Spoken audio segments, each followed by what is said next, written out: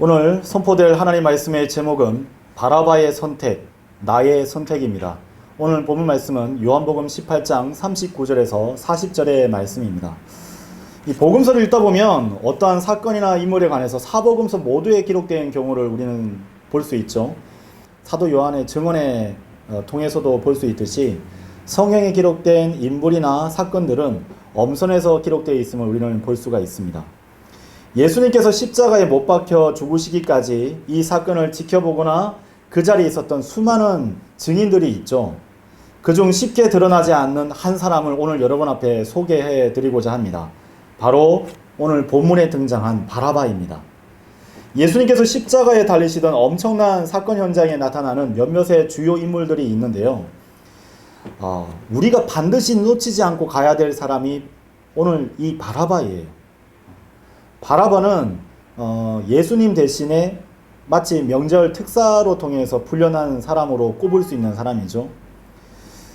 여러분도 어찌 보면은 이 신앙생활을 하시게 되면서 바라바에 대한 부분들을 한 번 이상은 들어봤겠지만 면밀하게 살펴보셨던 적은 아마 없으실 것입니다. 저도 이 말씀을 준비하기까지는 저도 그렇게 생각해 왔었던 사람이고, 예전에 이제 할리우드 영화 중에서 이 바라바의 생애에 대한 부분들을 조명했었던 영화가 얼핏 기억나는데 너무 어릴 때 봤던 거라 선명하게 기억나진 않습니다. 굉장히 이제 불량배로 묘사됐었던 것이 기억나요. 그래서 어찌 보면 그러한 관점으로 쭉 찾아봤는데 아니라 다를까 성경은 또한 바라바가 그러한 사람이라고 알려주고 있더군요. 똑같은 사건이나 인물들이 계속해서 각 복음서마다 지면을 차지하고 있다면 여러분, 그것은 중대한 교훈을 우리에게 주기 위함인 것을 기억할 필요가 있습니다. 바라바에 대한 그 기록을 상세히 살펴보기 전에 그의 이름이 갖고 있는 의미를 살펴볼 필요가 있습니다. 바라바라는 이름은 아버지의 아들이라는 뜻을 갖고 있어요. 예수님께서도 어떻습니까? 하나님께서는 이 예수님을 자신의 아들로 제시하셨죠. 또 하나님의 동격으로서 이렇게 주장하셨을 뿐만 아니라 그것을 통해서 법정에 서게 되신 것입니다. 그렇다면 법정에 모여있는 이 군중들은 두 명의 아버지의 아들을 보고 있는 거예요. 한쪽은 하나님의 아들, 한쪽은 아버지의 아들이라 부르는 사람의 아들이라고 대표할 수 있는 사람이 각각 서 있는 것입니다. 한편은 하나님 아버지의 아들로 서 계신 예수 그리스도이시고, 또 한편에는 마귀를 아버지로 두고 있는 강도요 살인자라고 칭할 수 있는 바라바가 바로 그입니다. 여러분은 이사야서 14장 12절에서 14절을 통해서 살펴보게 되면 그는 자기 아비처럼 반역자였다는 것을 성경을 통해서 알 수가 있습니다. 게다가 요한복음 5장 43절에 보면은 예수님께서 말씀하신 것처럼 우리는 적그리스도의 모형을 보고 있는 셈이 되는 거죠. 그래서 바라바는 아버지를 떠난 모든 아담의 아들들을 대표하는 사람으로서 우리 앞에 서 있는 거예요. 이를 통해서 아버지의 하나밖에 없는 독생자께서 갈보리에서 그 잃어버린 아들들을 되찾기 위해서 십자가에 매달린 사건은 우리에게 정말 크나큰 교훈을 줄 수 있다고 볼 수가 있는 것입니다. 자, 어떠한 사람이 갈보리 언덕에 달려있는 중앙에 서 있는 십자가를 향해서 저분이 나를 대신하여서 십자가에 매달려 죽으신 분이다 라고 얘기할 수 있겠습니까? 바라바밖에 없는 거예요. 바라바는 주 예수 그리스도께서 죄인들을 위해서 죽으신 의미를 몸소 체험하고 그것을 증언할 수 있는 어찌 보면 유일한 사람이었을 것입니다. 저분이 나를 위해서 죽으셨다. 이는 문자 그대로 예수님께서 심판과 형벌에서 풀려난 죄인이었고, 골고다 언덕에 세워진 십자가들 중 한가운데 위치한 십자가는 원래 그가 있어야 될 자리였기 때문이죠. 이제 저는 여러분 앞에 이 바라바에 대해서 이렇게 소개해 드리고자 합니다. 십자가 사건의 의미를 이해하는 유일한 사람. 그 법정에 있어서 자신은 죽어 마땅한 죄인이나 예수님께서 무죄하셨다고 증언할 수 있는 유일한 사람. 이 지상에서 가장 먼저 예수님께서 날 대신하여 죽으셨다라고 고백할 수 있는 유일한 사람. 성경이 말씀하시는 당대 그 바라바에 대한 증언들을 제가 이 사복음서에서 여러분 앞에 소개해 드리고자 합니다. 잘 들어보세요. 먼저 마태복음 27장 16절을 보게 되면, 그리고 그때 그들에게는 바라바라 불리는 이름 있는 죄수가 있었더라. 당대에 유명한 사람이었던 거죠. 마가복음 15장 7절에도요. 그런데 바라바란 이름으로 불리는 사람이 있었으니 그가 자신과 함께 내란을 일으킨 자들과 결박되어 있었는데 그는 내란에서 살인을 저질렀더라. 범죄자라는 것을 단번에 알 수 있죠. 자, 세 번째 누가복음 23장 19절을 보게 되면, 그는 도시에서 일으킨 어떤 폭동으로 인하여 그리고 살인으로 인하여 감옥에 던져진 자더라 라고 증언하고 있습니다. 마지막 우리가 읽었던 요한복음 18장 40절은 뭐라고 증언하고 있죠? 그때 그들이 모두 다시금 외치며 말하기를 이 사람이 아니라, 예수님이 아니라 오히려 바라바이니이다 하였더라. 한데 바라바는 강도였더라. 자, 쭉 제가 나열하면은 죄수, 마태복음에서는 죄수, 마가복음에서는 내란을 일으킨 자들과 함께 결박되어 있는 살인자, 누가복음에서는 살인으로 인해서 감옥에 던져진 폭동자, 그리고 40절에 보면은 강도였다고 합니다. 다른 사람의 이 사회의 모든 질서를 파괴하고 무너뜨리고 남의 것을 약탈해가고 심지어 사람의 목숨까지도 앗아갔던 사람이 바로 바라바예요. 이 당시 유대 땅이 로마의 식민지였다는 사항을 여러 번 떠올려 보시면, 바라바는 어찌 보면은 그냥 가만히 소리 죽이면서 신문이라든지 어떤 인터넷에 글을 기고하면서 활동하는 지식인이 아니라 급진 세력의 행동대장이여 핵심 간부로 열렬히 활동했던 그러한 사람 중 한 명이었던 거예요. 그가 몸소 담고 있었던 시위대는 내란을 주동하고 중요한 요인을 암살하고 관건소를 습격해서 방화를 저지르는 반로마 정치적 단체의 어찌 보면 행동대장이었을 것이 분명합니다. 역사적으로 보면 빌라도가 총독으로 있었던 당시 유대 땅에 무려 2번의 대규모 시위가 있었다고 역사는 기록하고 있죠. 한 번은 빌라도가 부임하자마자 황제에 대한 충성도를 보이기 위해서 빌라도가 황제 숭배 정책을 펼쳤는데, 이 전통적인 유대인들이 갖고 있는 유일신 신앙을 이해하지 못한 데서 비롯된 정책이었기 때문에 당시 유대인들로부터 거센 시위를 맞이하게 되었었어요. 두 번째 폭동은 무엇이냐? 빌라도가 지중해 해안도시 카이사라에 소위 수문 건축을 시도할 때 벌어졌어요. 뭔가 이제 우리나라도 그렇지만 이 건축을 하게 되면 무엇이 필요하죠? 돈이 필요하지 않습니까? 그래서 건축 비용이 많이 들게 되어서 이것을 유대인들에게 엄청난 많은 과세를 하게 되었고, 그래서 예수님의 공생의 기간 동안 세리들이 유대인들의 미움의 대상이 되었었던 것은 이 때문에 벌어졌던 거예요. 그래서 과다한 세금을 징수하게 되었고, 이것이 또 도화선이 되어서 폭동으로 이어졌습니다. 이러한 가운데 빌라도에 대한 어떤 압박이 상당히 거세졌는데 어떻게 됐느냐? 이 빌라도가 총독이 된 것에 대해서 당시 로마에 있었던 정적들이 있었어요. 반대하는 사람들이 있었다는 겁니다. 그래서 빌라도가 얼마만큼 제대로 이렇게 통치를 못하면 이러한 일들이 벌어졌느냐 해서 부정적인 평가들을 계속해서 로마에 이제 얘기하게 돼서 결국은 총독 자리를 박탈당해서 로마로 소환당할 위기까지 내몰리게 된 거예요. 이때 예수님께서 붙잡힌 겁니다. 빌라도가 왜 부당한 이 법적인 판결을 내릴 수밖에 없었는지에 대한 역사적 배경이 바로 그러했던 거예요. 그는 예수님의 재판 때 양심의 증거, 심지어 아내의 경고가 있었음에도 불구하고 세 번째 또 다른 밀란이 벌어질 것을 두려워했던 것입니다. 그래서 이 강도 바라바는, 이 살인자 바라바는 첫 번째 또는 이 두 번째에 해당되는 대규모 소요가 있었을 때 주동자로 아마 체포되었을 것이 분명하죠. 자, 본문에서 빌라도는 재판장으로 서 있고 군중들이 배심원으로 가득 모여져 있었어요. 누가 보더라도 판결 즉시 처형될 사람은 바라바였어요. 그렇잖아요. 내란을 일으켰고 게다가 수많은 사람들의 재산을 약탈했고 방화도 아마 했을 것이 분명했을 뿐만 아니라 다른 사람의 고귀한 생명까지도 앗아갔었던 살인자였습니다. 근데 판결은 죄 없으신 예수님을 사형으로 몰아가고 있었고요. 십자가에 매달려 죽어야만 했던 죄인 바라바는 예수님께서 그를 대신하는 과정 가운데 갈 수밖에 없었어요. 그래서 바라바는 결국 죄의 사면을 받게 된 것입니다.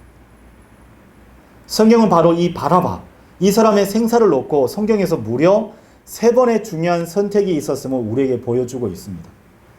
오늘의 말씀은 우리가 2000년 전 빌라도의 법정으로 인도하여서 나 자신이 빌라도, 나 자신이 또는 배심원들 가운데 있었던 군중 속의 한 사람, 또 살인자 바라바의 위치에 서게 하셔서 오늘날 나의 선택이 그날의 그들과 선택과 얼마나 유사하고 같았는지를 알게 하는 성령 하나님의 인도하심 가운데 여러분 모두를 초대하기를 원합니다.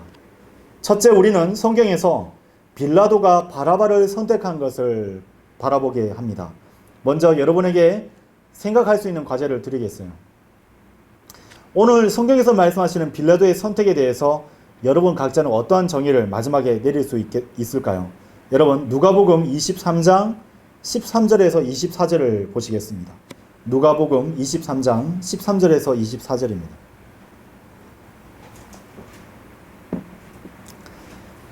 그러자 빌라도가 수석 제사장들과 치리자들과 백성을 함께 부른 후에 그는 그들에게 이같이 말하였더라. 너희가 이 남자를 백성을 오도하는 자로서 나에게 데려왔도다. 그런데 보라, 너희 앞에서 그를 신문하였던 나로서는 너희가 그를 고소하는 것들과 관련하여 이 남자에게서는 전혀 잘못을 발견하지 못하였노라. 회로까지도 발견하지 못하였나니 못하였도다. 이는 내가 너희를 그에게 보냈기 때문이라. 그런즉 보라, 죽어 마땅한 일이 그에게서 아무것도 행해지지 아니하였노라. 그러므로 나는 그를 채찍질하고 나서 그를 석방하겠노라. 이는 그가 그 명절에 그들에게 부득불 한 명을 석방시켜야만 하였기 때문이라. 그러자 그들이 일제히 소리를 지르면서 말하기를 이 남자를 없애고 바라바를 우리에게 석방시켜 주소서 하였더라. 그는 도시에서 일으킨 어떤 폭동으로 인하여 그리고 살인으로 인하여 감옥에 던져진 자더라. 그러므로 빌라도는 예수님을 석방시킬 의향으로 그들에게 다시 말하였더라. 그러나 그들은 소리치며 말하기를 그를 십자가에 못 박으소서, 그를 십자가에 못 박으소서 하였더라. 그러자 그가 그들에게 3번째로 말하기를 어째서냐? 그가 무슨 악한 일을 행하였느냐? 나는 그에게서 죽어야 할 까닭을 전혀 발견하지 못하였노라. 그러므로 나는 그를 채찍질하고 나서 그를 가게 하겠노라 하였더라. 그러자 그들이 그분이 십자가에 못 박이도록 되도록 요구하면서 큰 목소리들로 재촉하였더라. 그리고 그들의 목소리들과 수석 제사장들의 목소리들이 우세하였더라. 이에 빌라도는 그들이 요구한 대로 되도록 판결을 내려주었더라. 왜냐고요? 3번째 폭동이 일어나면 본인이 총독자리에서 박탈당하고 로마로 소환되기에 이르기 때문에 두려워했기 때문이죠. 자, 빌라도는 주님의 무죄를 확신하였지만 이 성난 군중의 압박을 이기지 못하고 십자가의 형을 선고하고야 말았습니다. 빌라도는 정확하게 알았죠. 유대인들이 예수님을 시기해서 고소한 것임을 정확하게 알게 되었던 것입니다. 그래서 빌라도는 기발한 생각을 하나 꺼내게 되었던데 무엇이죠? 6월절 특사를 제안한 거예요. 오늘날 이제 8월 15일 광복절에도 특사로 죄가 있는 것이 분명하나 대통령이 윤허해가지고 풀려나게 하죠. 석방시킵니다. 자, 하지만 유대인들이 그것을 거부하면서 특별 사면을 하려면 예수님 대신에 바라바를 석방하라고 외쳤던 것이에요. 그래서 이 빌라도는 이 고소가 뭔가 음모가 있구나, 부당하구나를 반드시 눈치채고 마지막으로 한 번 더 얘기했는데 그것이 거부당하고 말았던 것이에요. 예수님은 어떻게든 석방시키려고 노력했지만 그는 예수님보다는 공의와 정의보다는 부당한 것을 선택하고 말았던 것입니다. 자, 이렇게 해서 빌라도는 예수님께서 죄 없는 줄 알면서도 유대인들의 그 협박에 못 이겨서 십자가에 예수님을 내어준 희대의 비겁자여 부당한 재판장이 되어보야 말았던 것입니다. 양심의 선택보다 자기 지위를 지키고자 하는 사람들 많습니다. 진리를 선택하기보다는 다수가 원하는 것을 결국 따르는 사람들을 우리는 보게 되죠. 양심의 소리보다 유행을 따르는 것, 대세를 따르는 사람들이 얼마나 많습니까? 이러한 그는 비난받아야 마땅하죠. 그렇죠? 빌라도는 지금도 비난받고 있습니다. 그러나 지금 우리가 그를 감히 비난할 수 없는 사실 앞에 서 있어요. 바로 오늘 이 시대를 살아가고 있는 우리의 선택이 총독 빌라도가 내렸던 선택과 크게 다를 바가 없기 때문입니다. 예수님을 믿었다고 한지 교회 출석한다고 한지 수년 또는 혹 수십 년이 지났음에도 불구하고 왜 나는 아직까지도 영적인 어린아이 가운데 머물러 있습니까? 오늘 우리 가운데 아직도 많은 사람들이 믿음에 있어서 신앙에 있어서 비겁자로 발견되는 이유는 왜 그런 것입니까? 그것은 하나님의 의와 말씀을 따르기보다는 세상의 인기와 나의 위치, 나의 체면을 중시했기 때문입니다.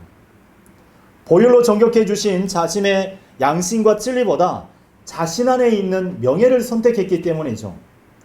성령님의 감동에 따라 자기 십자가를 지는 모진 역경의 길을 걷기보다는 나 자신의 육신의 안락함과 평안함을 선택했기 때문입니다.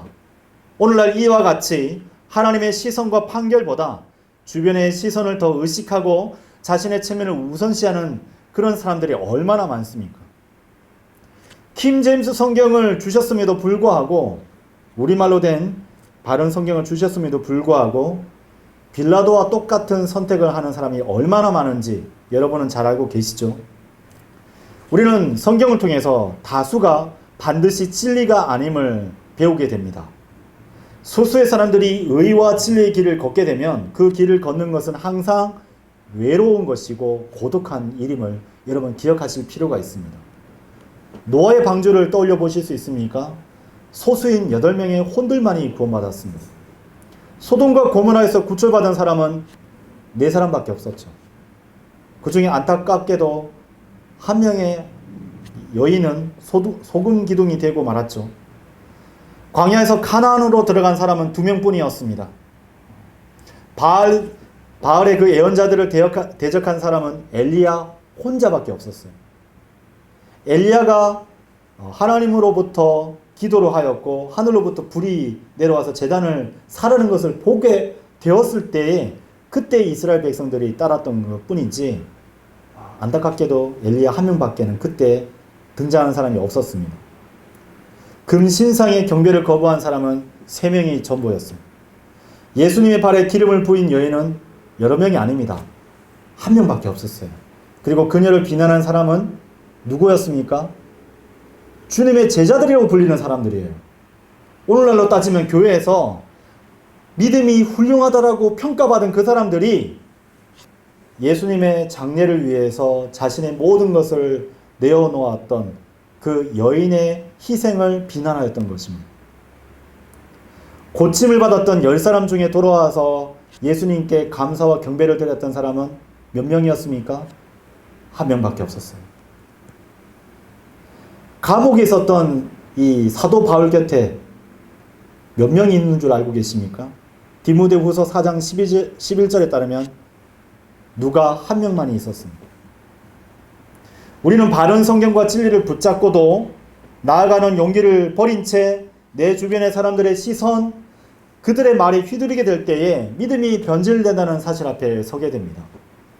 하나님의 시선과 판결보다 사람의 시선을 내가 더 의식한다면 여러분 그때 나 또한 믿음이 변질되고 상하게 되고 썩게 되어서 결국은 배교 가운데 발을 들여놓게 한다는 그 두려운 사실을 여러분 기억하시길 바랍니다. 이제 우리는 성경에서 2번째 선택을 보게 되는데요. 그것은 바로 예수님을 거부하고 바라바를 선택한 유대인들의 선택을 살펴보겠습니다. 여러분 요한복음 19장 4절에서 16절을 찾아보시겠습니다. 요한복음 19장 4절에서 16절입니다.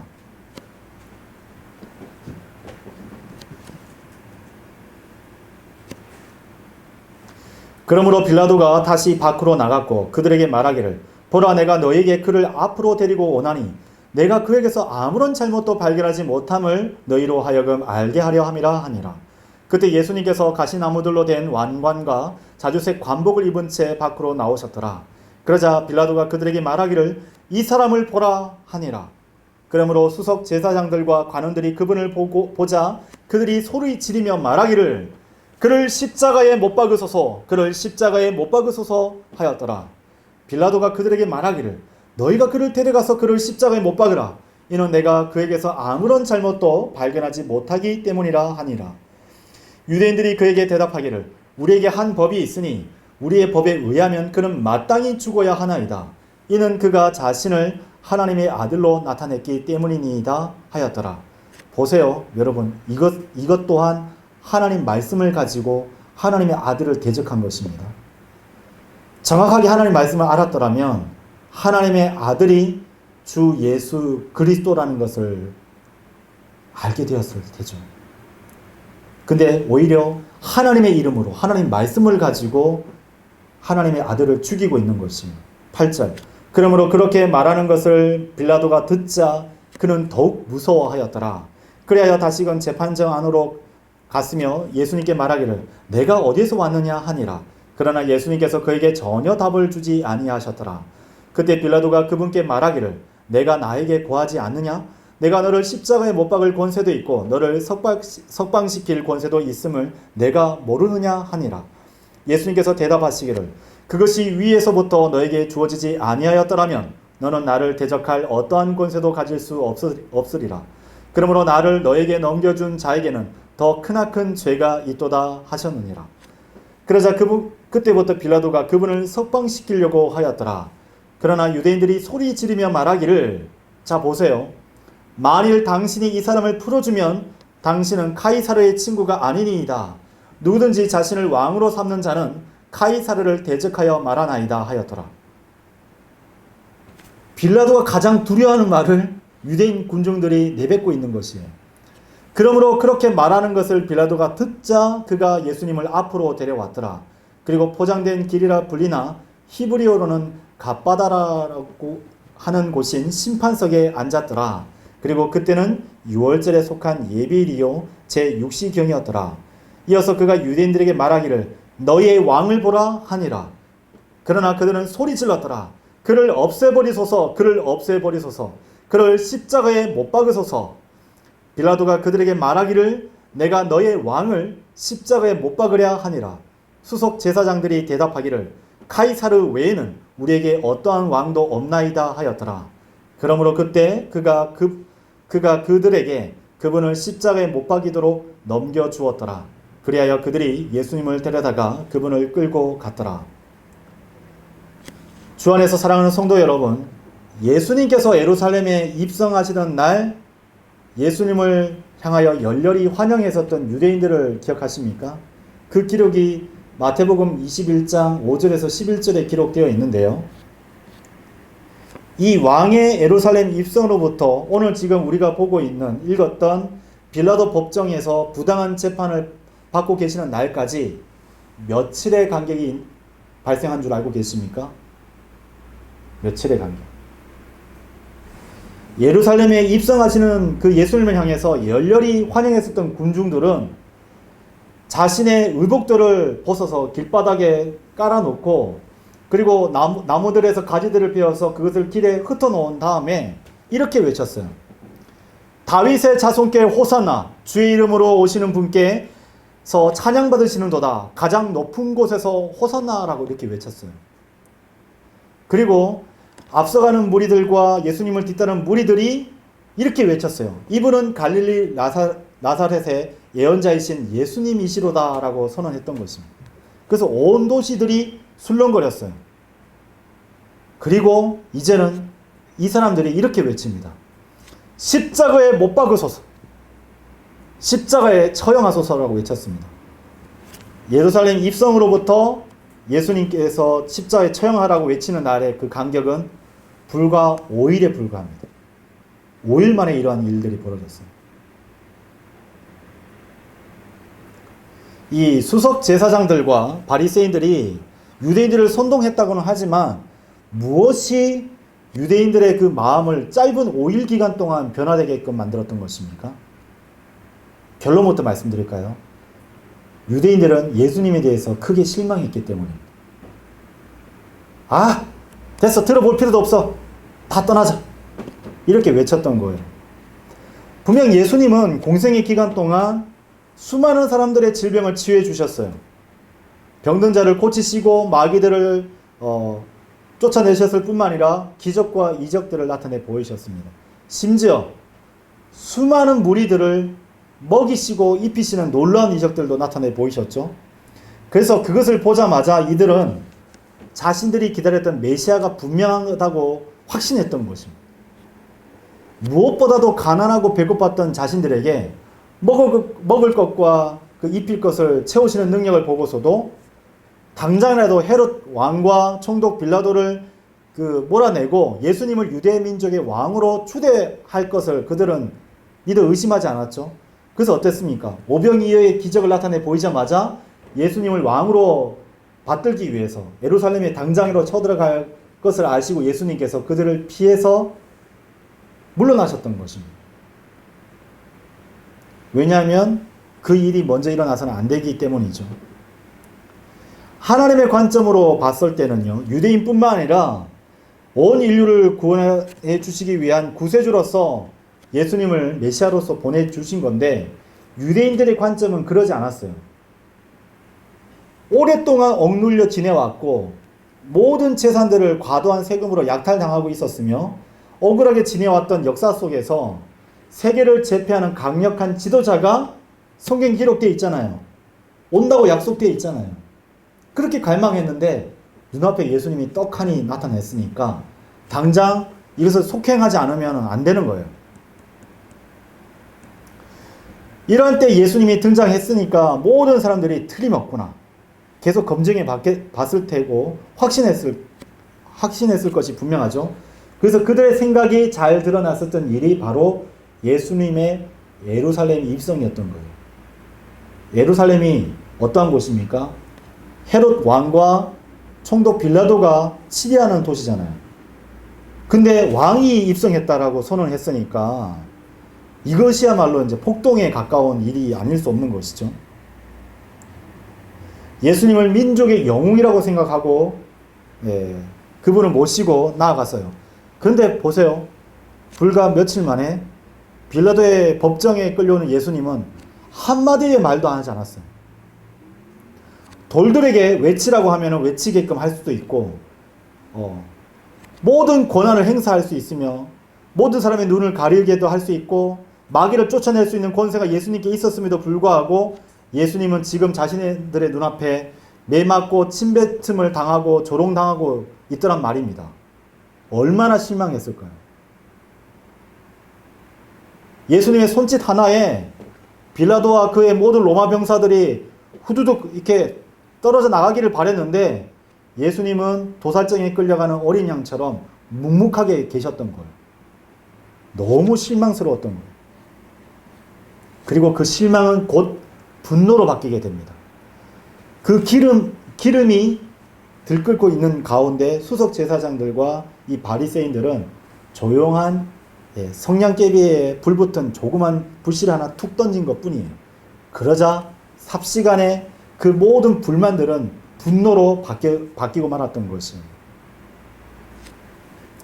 당시 어찌 보면 유대 군중들이 가장 바랐었던 모습으로 나타났던 사람들은 어찌 보면 예수님이 아니라 바라바였어요. 바라바는 아마 십자가형이 이제 선고되기 바로 앞에서도 불구하고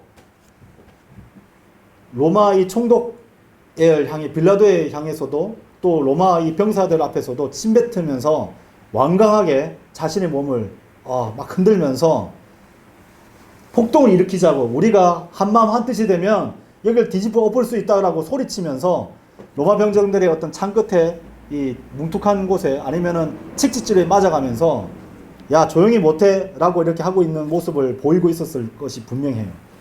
자, 그런 모습이 한쪽은 묵묵하게 채찍 맞아서 가시 왕관을 쓰고 있는 예수님이 보이고, 한쪽은 지금도 그 기세를 꺾을 수 없는 바라바의 외침이 보이는데 성난 군중 앞에 이 유대인들은 누구를 선택하겠습니까? 가장 바라는 모습은 바로 바라바였을 것이요.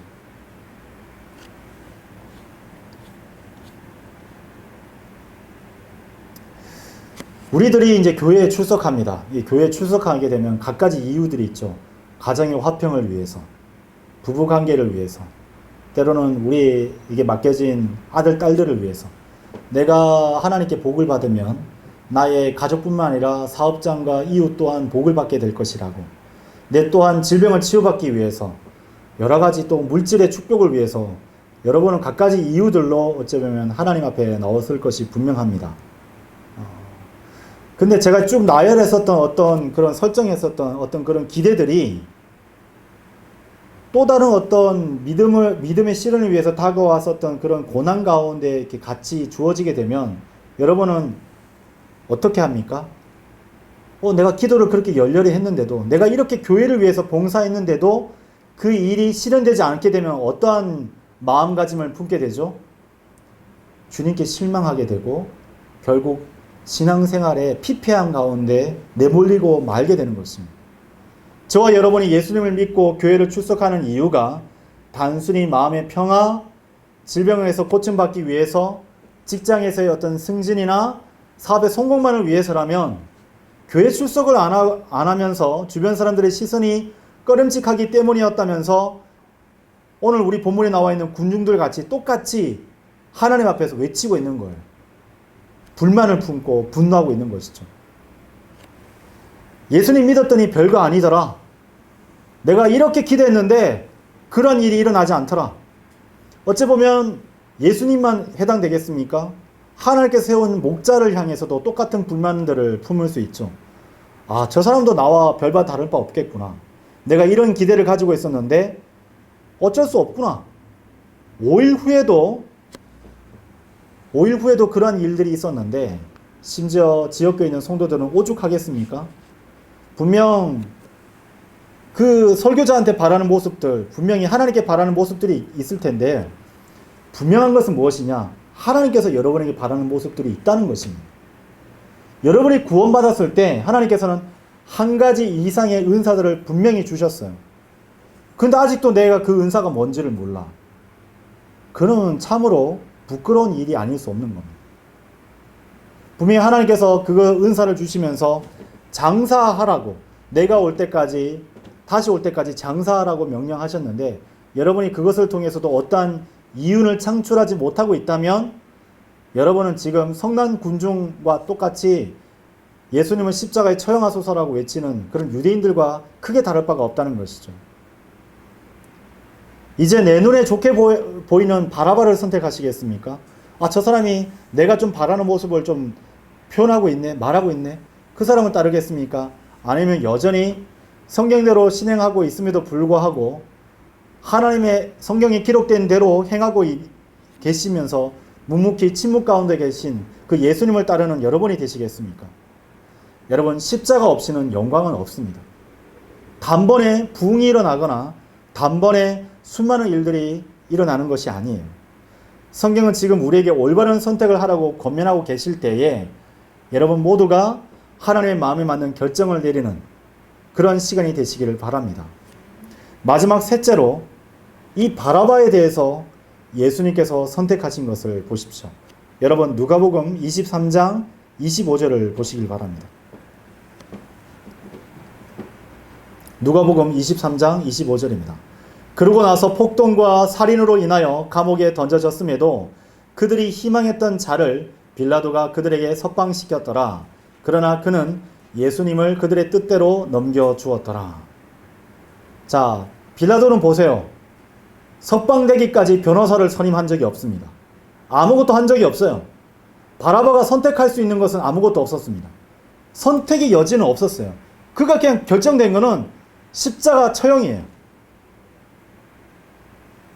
그러나 바라바와 같은 입장에 서 있던 예수님은 좀 달랐습니다. 예수님은 원하시기만 하면 언제든지 석방할 수 있었습니다. 이 말씀으로 우주 만물을 창조하신 그분께서 입을 열면 그 논리 앞에 누가 설 수 있겠습니까? 말씀을 들어서 성경을 기록해 하신 그 말씀 그 자체이신 그 예수님께서 유대인 군정을 잠잠케 못 만드시겠습니까? 간음하다가 잡힌 그 유대인 그 여인 앞에 예수님께서 어떻게 하셨어요? 땅에 글을 쓰셨잖아요. 죄 없는 자가 돌로 치라고 하셨잖아요. 쓰셨던 것이 무엇인지는 모르겠지만 손가락으로 우주 만물을 지으시고 행성들을 운행케 만드셨던 그 예수님이 땀바닥에 쓴 글을 보자 그 자리에 있었던 나이 많은 사람이나 어린 아이 할 것 없이 그 글을 보고 다들 물러나고 말았던 것입니다. 예수님께서 자신을 변론하지 못했을까요? 최고의 변호인은 바로 예수님이십니다. 게다가 여러분, 예수님은 12영이나 되는 군단을 동원하실 수 있는 그러한 분이세요. 근데도 불구하고 예수님께서는 그것을 행사하지 않으셨던 것입니다. 요한복음 19장 10절에서 11절을 보게 되면 그때 빌라도가 그분께 말하기를 내가 나에게 고하지 않느냐? 내가 너를 십자가에 못 박을 권세도 있고 너를 석방시킬 권세도 있음을 내가 모르느냐 하니라. 이때 예수님께서 뭐라고 대답하셨습니까? 그것이 위에서부터 너에게 주어지지 아니하였더라면 너는 나를 대적할 어떤 권세도 가질 수 없으리라. 그러므로 나를 너에게 넘겨준 자에게는 더 크나큰 죄가 있도다 하셨느니라. 빌라도가 예수님을 죽이고 살릴 권세가 있는 것이 아니라 빌라도의 살리고 죽을 권세는 하나님으로부터 온 것임을 예수님께서 알려주셨던 것이, 죽고 사는 문제는 하나님께 있습니다. 하나님의 허락 없이는 아무도 주님의 생명을 건드릴 수가 없어요. 우리의 생명도 마찬가지예요. 하나님께서 허락하실 때에 우리의 죽고 사는 것들이 결정되는 것입니다. 근본적으로 보면 십자가에서의 죽음은 예수님께서 선택하신 거예요. 겟세마네 동산에서 예수님께서는 땀이 피가 되도록 기도하셨지 않습니까? 아버지의 뜻이라면 이 잔을 좀 거두어 가셨으면 좋겠다라고 간구했어요. 왜? 영원부터 지금에 이르기까지 예수님께서는 하나님과 함께 계셨잖아요. 아버지 안에 계셨잖아요. 근데 재화신이 되어야 했습니다. 마귀의 자리에 서게 되셔야 했고, 그 십자가 형벌을 받게 되는 것은 곧 아버지 하나님과 분리되는 상황 가운데 놓여지게 되다 보니까 예수님께서 그 잔을 자신에게로부터 물리기를 원하셨던 거예요. 십자가의 그 고통이 두려워서가 아닙니다. 근데 예수님께서는 그 잔을 마시기로 결정하셨던 것이죠. 요한복음 10장 17절에서 18절에 예수님께서는 이렇게 말씀하셨습니다. 그러므로 나의 아버지께서 나를 사랑하시나니 내가 나의 생명을 내려놓는 까닭이라. 이로써 내가 그것을 다시 취하려 함이라. 나에게서 그것을 빼앗을 사람은 아무도 없으나 나 스스로 그것을 내려놓느니라. 나는 그것을 내려놓을 권능이 있으며 내게는 그것을 다시 취할 권능도 있느니라. 이 명령은 내가 나의 아버지께로부터 받은 것이라. 바라보는 어쩔 수 없이 십자가에 죽을 수밖에 없는 사람이지만 예수님은 그것을 거부할 수 있는 권세가 있었어요. 그래서 십자가형은 주님께서 우리를 위해서 스스로 선택하신 결정입니다.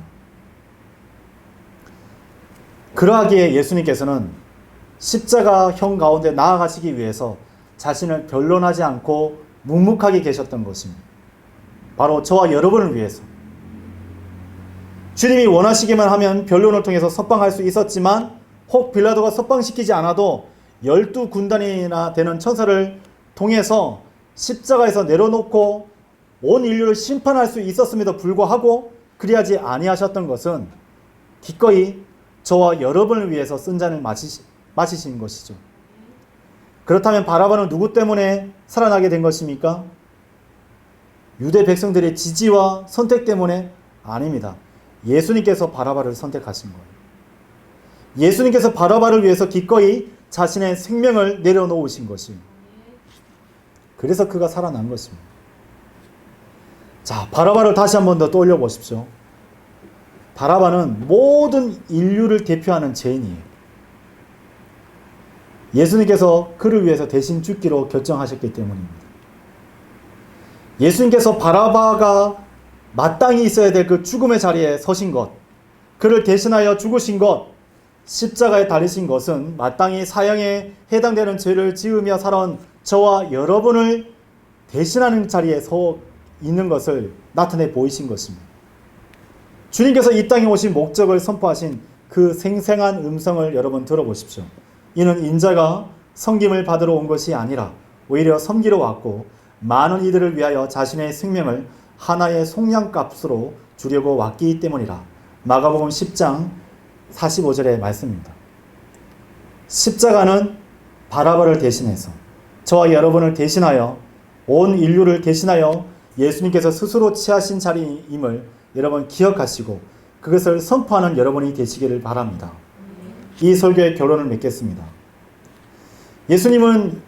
우리는 예수님의 십자가와 더불어 한 사람을 지켜봤습니다. 그 사람의 이름은 누구였죠? 바라바입니다. 예수님으로 인하여 십자가의 처형을 당해야만 했던 바라바는 자유를 얻게 되었어요. 예수님을 만난 대부분의 사람들은 자유를 얻게 되었습니다. 병이 치유되었고 시력이 없던 자가 시력을 되찾고 예수님을 따르는 제자가 되었음을 성경은 기록하고 있죠.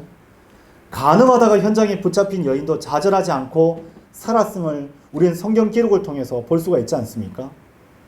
근데 바라바를 여러분 이 사복음서 이후에서 발견하실 수 있으셨나요? 저는 열심히 찾았는데 그의 종적을 발견할 수가 없었어요. 사복음서에서 그 이름이 등장했지만 사도행전과 사도들의 편지 그 어디에도 바라바의 이름을 찾아볼 수 없었습니다. 만일 제가 발견하지 못했던 것을 발견하신 분이 있다면 저한테 알려주십시오. 성경은 좀 특징적으로 어떤 사람에 대해서 설명할 때에 사복음서의 기록의 특징 중 하나로 꼽자면은 그가 과거에 어떤 사람이었는데 현재는 이러한 결정과 이런 행동한 사람이다 라고 알려주고 있어요. 대표적인 예가 있는데 바로 막달라 마리아입니다. 이 막달라 마리아에 대해서 성경 두 곳에서 이후에 소개하고 있는 곳이 있는데 마가복음 16장 9절 그리고 누가복음 8장 2절이 그런데요. 이렇게 두 군데에 등장하는 가운데서 마가복음 16장 9절을 보게 되면 이렇게 막달라 마리아를 소개하고 있어요. 이때 예수님께서 그 주의 첫날 일찍 살아나셨을 때 부활하셨을 때 그분께서는 친히 7 마귀를 그녀에게서 쫓아버리신 막달라인 마리아에게 먼저 나타나셨더라고 되어 있어요. 과거에 누구였던 자가 나중에 예수님의 시신을 찾기 위해서 니고데모가 옵니다. 그 니고데모에 대해서도 성경 뭐라고 기록했죠? 예전에 밤에 예수님을 찾아왔었던 그 니고데모가 라고 성경 기록하고 있죠. 과거에 어떤 일이 있었으나 지금은 이렇다라고 소개하고 있지 않습니까?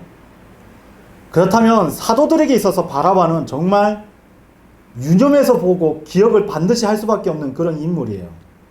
그렇다면 사도행전 초대교회 때 바라바가 있었으면 예수께서 그를 위해서 죽었다가 되돌려 받게 된 바라바가 이렇게 등장하는 것이 마땅하죠. 그런데 사도들의 서신에서도 등장하지 않아요. 수많은 성도들과 저의 발행과는 달리 초대교회에서 바라바가 사도 바울처럼 십자가와 복음을 전했을 것이라는 말은 전설일 뿐이지 어디에도 기록되어 있지 않습니다. 예수님께서 자신을 위해 대신 죽으신 일이 직접적인 경험이었음에도 불구하고 바라바는 마치 하나님의 은혜와 사랑을 잊어버린 사람 마냥 자신의 과거와 자신이 누울 자리를 찾아서 세상으로 되돌아가 버렸던 것이 분명합니다. 바라바는 자신을 위해 대신 죽어주신 그 예수님을 잊고 자신의 심령과 마음이 결정하는 그 일을 위해서 세상으로 돌아가 버렸던 것입니다. 주님 안에서 사랑하는 성도 여러분, 저와 여러분은 오늘 본문의 바라바처럼 죽을 목숨이 예수님으로 인해서 살게 된 사람들입니다. 죽어야 할 우리 대신 아무리 찾고 찾아도 사형을 당할 이유가 없었던 예수님께서 저와 여러분을 위해서 대신 죽어주신 것입니다. 이 사실을 믿는다면, 그리고 그로 인한 감격과 감사가 있다면 우리도 달라져야 하지 않겠습니까? 주님, 이제는 제 차례입니다. 주님이 죽어 저를 살리셨으니 이제는 제가 죽어 주님을 위해 죽겠습니다. 주님이 지신 그 십자가, 이제는 제가 그것을 지겠습니다. 그 무엇이든지 예수님을 위해서라면 예수님처럼 저도 생명을 아끼지 않겠습니다. 바라바는 잘못된 선택을 했습니다. 그러나 여기까지 주어진 남은 날들이 오직 주님을 위해 살아갈 저와 여러분의 삶이라면 이제 무엇을 아끼고 세상을 사랑하며 살아가겠습니까? 오늘 선포된 하나님의 말씀이 자신의 마음과 믿음을 일깨우지 못했다면 본인도 또한 바라바와 같이 과거와 세상을 따라 갈 수밖에 없는 처지에 놓여 있지 않는지 경각심을 가지기를 바라며 이 설교를 마치겠습니다. 감사합니다.